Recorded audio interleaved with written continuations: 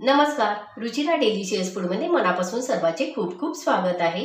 सध्या कडक उन्हाळा आहे। अशा कडक उन्हाळ्यामध्ये बाहेरचे केमिकल युक्त आईस्क्रीम खाण्यापेक्षा घरीच आपण केवळ दूध व साखर यापासून रवाळ दाणेदार असे आईस्क्रीम बनवणार आहोत। लहानपणी शाळेत असताना जसे आपण रवाळ आईस्क्रीम खात होतो त्याचप्रमाणे आईस्क्रीम तयार होते। पण तयार करूया नैसर्गिकरित्या केवळ 2 साहित्यापासून आईस्क्रीम।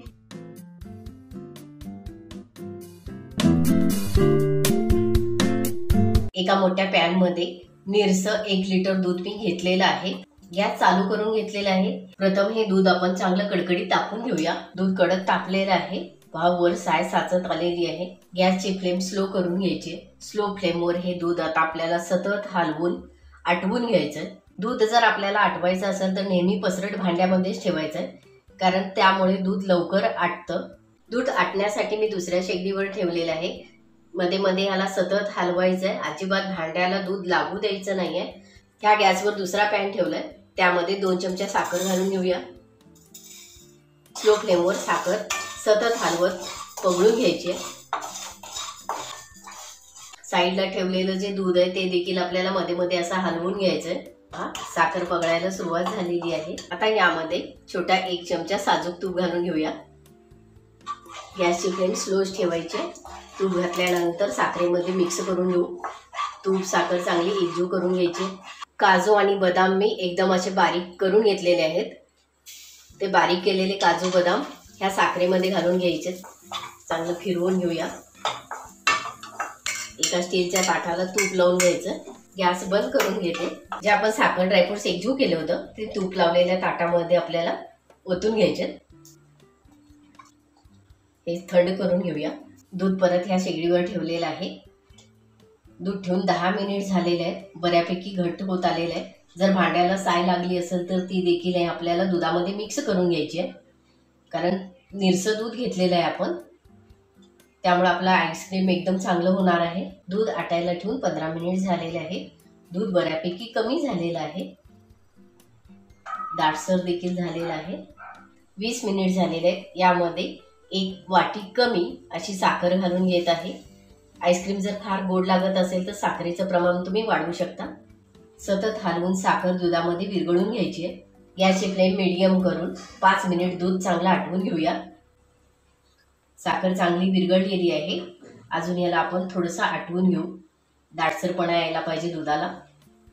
1 लिटर दूध असलेला आटून अर्धा लिटर झालेला आहे। इथपर्यंत दूध होतं। आता लेवल दुधाची खाली गेलेली आहे। जवळपास 25 मिनिट दूध चांगलं आपण आटवून घेतलेलं आहे। गॅस बंद करून घेऊया। आटवलेलं दूध आपण थंड करून घेऊया। ड्रायफ्रुट्स आणि साखर आपण मिक्स केलं होतं, चांगली चिक्की तयार झालेली आहे, ती तोडून घेऊया। एका कॅरी बॅगमध्ये घातलेलं आहे। असं त्यावर बडवून घ्यायचं। मिक्सरवर घातलं तर एकदम बारीक चुरा होईल। बारीक चुरा न करता जाडसरच आपल्याला हे ठेवायचं आहे, त्यासाठी असं पूर्ण क्रश करून घ्यायचं। असं दाणेदार असं कट करून घ्यायचं। जर अजून थोडेसे मोठे मोठे ड्रायफ्रूट असतील तर ते देखील बाजूला करून बारीक करून घ्यायचे। दूध एकदम थंड करून घेतलेलं आहे। यामध्ये आता आपण जे ड्रायफ्रुट्स बारीक केलेले आहेत ते घालून घेऊया। मिक्स करून घेऊ। आईस्क्रीम तयार करण्यासाठी कुठलेही इसेन्स घालणार नाही, त्यासाठी मी वेलची पूड घालून घेत आहे, ती अर्धा चमचा। साखर मिश्रित वेलची पूड होती। तसेच 2-3 केशरच्या काड्या देखील घालून घेत आहे। तयार केलेलं जे दूध आहे आईस्क्रीम होण्यासाठी आपण ह्या मटक्यामध्ये घालून घेऊया।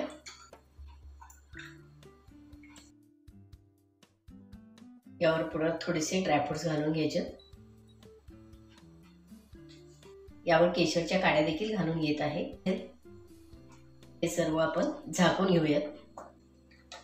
हे तयार केलेले मटके फ्रीज मध्ये 3 तास ठेवून घेऊया। पहा, आपण आईस्क्रीम करायला ठेवून आता 4 तास झालेले आहेत, कारण बराच वेळ मध्ये लाईट गेली होती, त्यामुळे 4 तासांनी मी आईस्क्रीम झाली का ते पाहत आहे। लहानपणी आपण शाळेत असताना जसे दाणेदार आईस्क्रीम खात होतो त्याचप्रमाणे दाणेदार रवाळ असे आपले आईस्क्रीम तयार झालेले आहे। केवळ दुधापासून आपण हे आईस्क्रीम तयार केलेले आहे। असे आईस्क्रीम जर आपण खाल्ले तर नक्कीच आपल्याला बालपण आठवणार आहे। ही रेसिपी आपल्याला आवडली असेल तर व्हिडिओ लाईक शेअर करा। चॅनल सबस्क्राइब केलं नसेल सबस्क्राइब करा।